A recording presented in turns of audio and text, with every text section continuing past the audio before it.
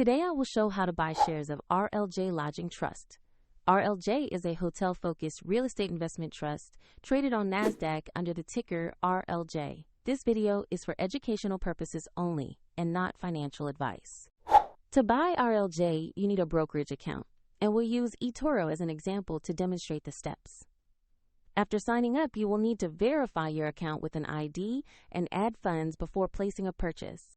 Use the platform search bar and type the ticker RLJ to locate RLJ Lodging Trust. Make sure you select the listing that trades on NASDAQ with the RLJ symbol. On the stock page, review the basic company information and the price chart to check recent movement. Confirm the company name and the NASDAQ RLJ ticker so you have the correct asset. Click Invest or Trade. Enter the amount you want to spend, then carefully review the order details before confirming. If the market is closed, your order may be queued until it opens, and if you lack sufficient funds, the platform will prompt you to add money first. After the purchase, your RLJ position will appear in your portfolio overview. Find the eToro link in the description if you want to follow the exact steps shown.